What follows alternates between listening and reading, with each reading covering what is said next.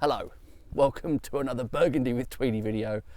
Today, some wine from Nuits I put the camera a bit too far away, you probably can't read that label very well. This is a producer called Bouchard, Pere, who I've had a bit of a mixed time with. I had a particularly disappointing Bourgogne Rouge from them the other day in a restaurant. I won't bore you with the details. But I picked this up off the shelves in the Nicolas in Great Portland Street. Happened to be in the area and I was just browsing the local wine shops to see what they had. They also had a Gevrey Chambertin different producer, but it was a very, very recent vintage, about the same price. That was a 2022 vintage, but this is a 2019 vintage from Nuits Saint-Georges. And I thought of the two, the better vintage, but the perhaps slightly less prestigious village. But I like Nuits Saint-Georges. It's actually raining slightly. I don't know if that's being picked up on camera at all.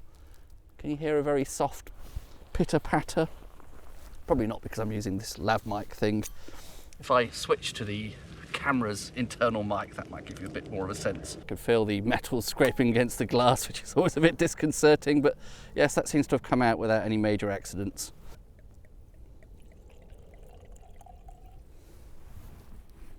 It's a Diam, only a Diam 5 as well, so suggests they're not necessarily anticipating this is going to be aged for very long. It will already be at about its 5-year guarantee limit.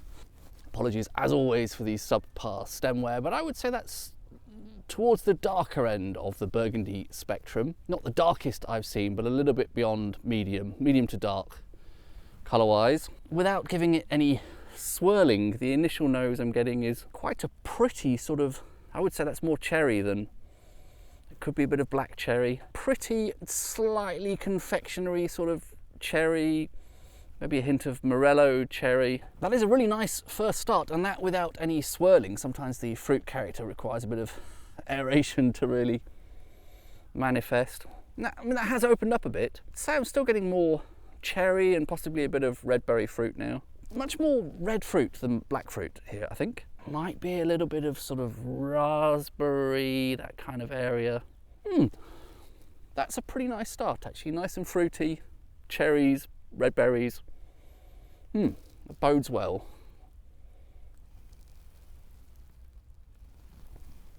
Pretty nice on the palate. Good amount of concentration, decent bit of acidity, more of that cherry fruit character. There is a fair bit of tannin there. This is a reasonably powerful sort of Nuits Saint-Georges.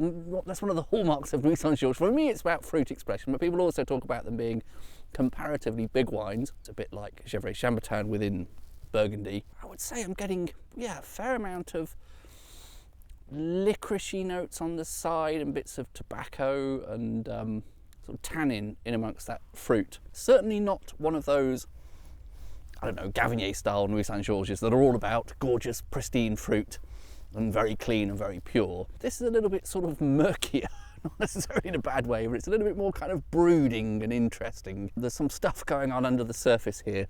Yeah, tobacco, I think I'm getting that on the nose now a bit. Sort of tobacco, licorice, tobacconists' shops. But it's not overwhelming, and there is still a decent amount of really nice fruit there. Cherries, red berries. Perhaps I'm getting a little bit of darker fruit now on the palate. I'm quite enjoying that, actually. It's not exactly my typical classic Nuits Saint-Georges style, which has been pretty much defined by Philippe Gavinier for me. But it does have that extra layer of, you could generously call it interest, or you could less generously call it stuff that detracts from the fruit, depending on your point of view. It has quite a nice, smooth, pebbly sort of mouthfeel to it as well. So I'm getting a sense of pebbles that have been used to grind tobacco. This doesn't make any sense, does it? And licorice and stuff like that. The pestle and mortar, is that a thing? Are pestle and mortars ever used to grind licorice root? And then sort of taking a whiff of the pestle is the club bit, isn't it? Possibly going out on a bit of a limb there. So I think this would be a good wine for people who, perhaps unlike me, might occasionally be disappointed by something that is just very clean, pure fruit expression, because I suppose you could argue, if you just want fruit, why don't you have a bowl of grapes or a bowl of fruit? And this definitely has some extra sort of, I think these are secondary notes, maybe they're tertiary notes, I'm never sure. Secondary notes are things that come from fermentation that are not directly from the fruit. tertiary notes, I think, are from age, aren't they? Could be a mixture of both, I don't know. But it's not a particularly old wine, 2019. It's, well, I guess it's 5.5 by now, 5 and a bit. And I think this is showing some of that 2019 elegance. It didn't produce sort of big, fat, jammy wines like the two neighbouring years, 2018, 2020, were hot years, tend to produce quite sort of possibly overripe fruit in some cases. But this retains a really good amount of acidity. It's nicely concentrated, nicely refined and elegant. And I think those are all traits that I see repetitively from 2019. Everything's perfectly ripe, but it's also maintained this nice buoyant acidity. It hasn't gone over the top. And here there are those extra tobacco-y, licoricey notes, if that's your sort of thing. I know it's not everyone's sort of thing, but I'm actually quite enjoying that, particularly on this it's this rainy day. It's only lightly raining. Somehow it seems to work. I might stop babbling now. I've got a feeling I've gone on a bit too long, probably kept repeating myself with talk of licorice and tobacco, but yeah, that is actually quite enjoyable. Definitely a massive step up from this producer's Bourgogne Rouge. I think it was partly the vintage letting that down. It was 2021 and that was really kind of boring. Possibly the setting as well. This, of course, is vastly superior to any restaurant or wine bar, in my opinion, being here at the base of a tree, with the holly and the oak and all of that. I'll stop talking. I've set up a tarp, look. Still relatively light rain, but it's sort of persistent.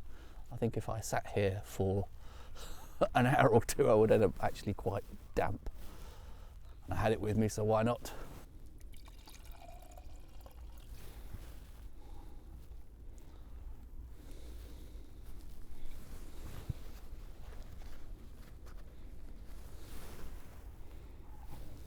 Cheers.